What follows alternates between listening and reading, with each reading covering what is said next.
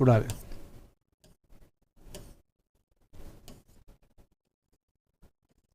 BRS ఖాతాలో సొమ్మంతా అవినీతిదే. ఖాతాలోని 1400 కోట్లు అమరవీరుల కుటుంబాలకు పంచాలి. ప్రాణం ఉన్నంత వరకు ఆ పార్టీలో చేరను. కాళేశ్వరం అనకొండ హరీష్ రావు అధికారంలోకి రాగానే ఫినిక్స్ సంస్థతో పాటు భూ కేటాయింపులపై సమీక్షిస్తాం. సింగరేణి బాయిబాట కార్యక్రమం సందర్భంగా కవిత సంచలన వ్యాఖ్యలు. బీఆర్ఎస్ దగ్గర ఉన్నటువంటి డబ్బులు ఏవైతున్నాయో ఆ 1400 కోట్లు అంతా కూడా అవినీతి సొమ్మే. ఆ 1400 కోట్ల సొమ్మును మొత్తం కూడా అమరవీరుల కుటుంబాలకు పంచాలి. ఈ డబ్బంతా వాళ్ళదే. వాళ్ళ దాన్ని ఏమంటారు, వాళ్ళ అమరత్వం మీద వీళ్ళు ఇదంతా ఒక పునాది ఏర్పాటు చేసుకొని పెద్ద పెద్ద సామ్రాజ్యం కట్టుకున్నారు. ఈ డబ్బంతా వాళ్ళదే, ఆ కుటుంబాలకు పంచాలి ఈ 1400 కోట్లు అని చెప్పేసి లెక్కతో సహా చెప్పింది. మరి 1400 కోట్లు అని చెప్పేసి మరి ఈమె లెక్క పెట్టింది కోసం. ఎందుకంటే గతంలో బీఆర్ఎస్ పార్టీ ఉంది కాబట్టి, కేసీఆర్కి స్వయంగా కూతురు, కేటీఆర్కి చెల్లె కాబట్టి మరి ఆమె లెక్క పెట్టినట్టు నాకు తెలిసి కరెక్ట్ 1400 కోట్లు ఉన్నాయని చెప్పేసి చెప్తా ఉంది. తెలంగాణ రక్షణ సేన అధ్యక్షురాలు కవిత మరోసారి సంచలన వ్యాఖ్యలు చేశారు. తాను బీఆర్ఎస్లోకి వెళ్తానని ప్రచారం చేస్తున్నారని, అయితే తన కంఠంలో ప్రాణం ఉండగా మళ్ళీ బీఆర్ఎస్లోకి వెళ్ళేదే లేదని, ఆ పార్టీతో జతకట్టేది లేదని స్పష్టం చేశారు. వ్యక్తిగతంగా తాను ఎన్నో అవమానాలకు గురయ్యారని ఆవేదన వ్యక్తం చేశారు. అంటే వ్యక్తిగతంగా ఆమె అవమానాలు పడ్డది కాబట్టి బయటకు వచ్చింది. అంటే తను చెప్పేది మీరు వింటున్నారా? వ్యక్తిగతంగా తాను అవమాన పడ్డది కాబట్టే అందులోకి వెళ్ళి బయటకు వచ్చింది. అది ఆస్తి పంపకాల విషయంలో మరి ఇంక ఇతరత్ర ఏదైనా అనుకోవచ్చు. వ్యక్తిగతంగా అవమానానికి గురైంది కాబట్టి బయటకు వచ్చింది. తెలంగాణ ప్రజలకు అన్యాయం జరిగిందనో, తెలంగాణ ప్రజలకు తెలంగాణ రాష్ట్రం వచ్చిన తర్వాత కూడా ఇంకా అవమానాలు జరుగుతున్నాయనో బయటికి రాలేదు. ఇక్కడ మీరు క్లియర్గా అర్థం చేసుకోవాలి. ఒకటి కవిత గారు చెప్తుందంటే బీఆర్ఎస్ పార్టీలోకి చచ్చేరాక వెళ్ళే ప్రసక్తే లేదు, ఆ పార్టీలో నేను చేరాను అని చెప్పేసి కుంటకు బద్దలు కొట్టేసింది. ఎందుకంటే వ్యక్తిగతంగా తాను ఇండిపెండెంట్గా, అంటే తాను వ్యక్తిగతంగా ఆ ఇంట్లో పోరు పడలేక అవమానాలు భరించలేక బయటకు వచ్చి పార్టీ పెట్టిందట. తెలంగాణకు అవమానం జరిగిందనో, తెలంగాణ రాష్ట్రానికి అభివృద్ధి జరుగుతలేదనో, అంటే తెలంగాణ ప్రజలకు అభివృద్ధి జరుగుతలేదనో, రాష్ట్రానికి అభివృద్ధి జరుగుతలేదనో ఆమె బయటికి రాలేదు. వ్యక్తిగతంగా ఆమెకు వ్యక్తిగతంగా మంచి జరగలేదు కాబట్టి బయటకు వచ్చేసింది. జనాలు అర్థం చేసుకోవాలి. అంతే మేడమే చెప్తా ఉంది డైరెక్ట్గా. బీఆర్ఎస్ ఖాతాలో ఉన్న 1400 కోట్లు అవి క్విడ్ ప్రో కింద ఆంధ్ర కాంట్రాక్టర్లు ఇచ్చిన సొమ్ములు కాదా అని ప్రశ్నించిన కవిత, ఆ సొమ్మును అమరవీరుల కుటుంబాలకు ₹1 కోటి చొప్పున పంచాలని ఆమె డిమాండ్ చేశారు. మరి అదే డబ్బుతో కదా అమ్మా, అదే డబ్బుతో ఏదైతే మీరు అంటున్నారో ఆంధ్ర కాంట్రాక్టర్లు ఇచ్చినటువంటి డబ్బు అని చెప్పేసి మీరు ఏదైతే అంటున్నారో ఆ 1400 కోట్లు ఆ డబ్బులు ఉండే కదా. మీకు నిజామాబాద్లో ఎంపీగా గెలిచింది ఏ డబ్బుతో గెలిచిరమ్మా? మీరు ఏ డబ్బుతో గెలిచారు నిజామాబాద్లో? మీ దగ్గర అంత డబ్బే లేదు, కిరాయికి ఇంట్లో ఉన్నా అని చెప్పేసి చెప్పారు. మీరే కిరాయికి ఇంట్లో ఉండేదాన్ని నేనని చెప్పేసి చెప్పారు. మరి అప్పుడు నిజామాబాద్లో మీరు ఎంపీగా ఎలా గెలిచారు? ఉట్టిగానే గెలవలే కదమ్మా మీరు.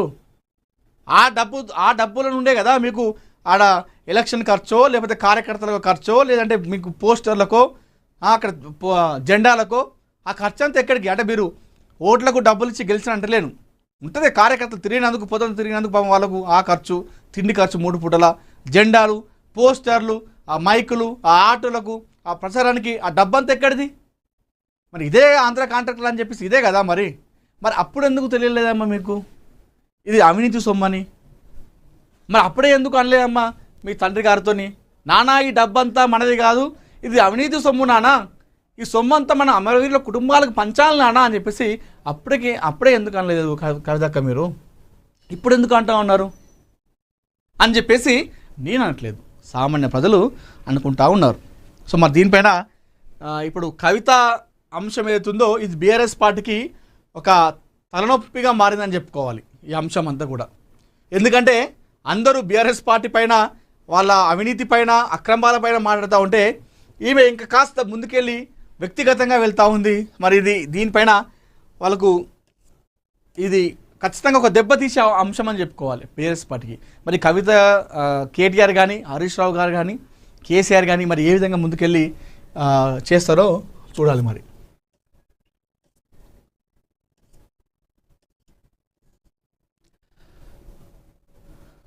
శరద్ పవార్ ఏక్నాథ్ షిండే భేటీ అంట.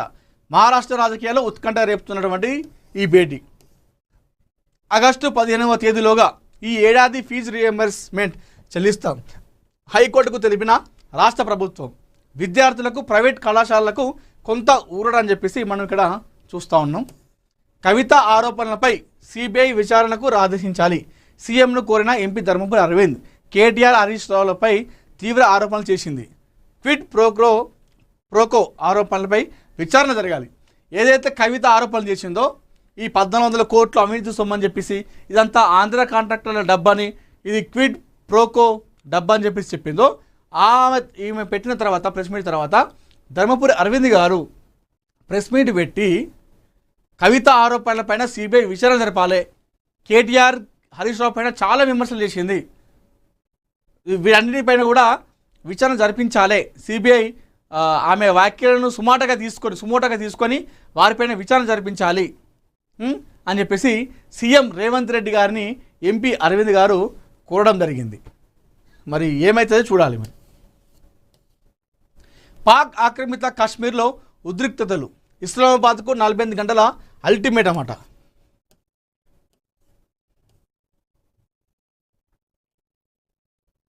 పాక్ ఆక్రమిత కాశ్మీర్లో రాజకీయ ఉద్రిక్తతలు రోజు రోజుకు తీవ్ర రూపం దాల్చుతున్నాయి. పాక్ ప్రభుత్వ విధానాలకు వ్యతిరేకంగా ప్రజా సంఘాలు ఆందోళనలను ఉధృతం చేస్తున్నాయి. తమ డిమాండ్లను 48 గంటల్లోగా ఆమోదించకపోతే తీవ్ర పరిణామాలు ఎదుర్కోవాల్సి ఉంటుందని joint Awami action committee Pak ప్రభుత్వాన్ని హెచ్చరించింది.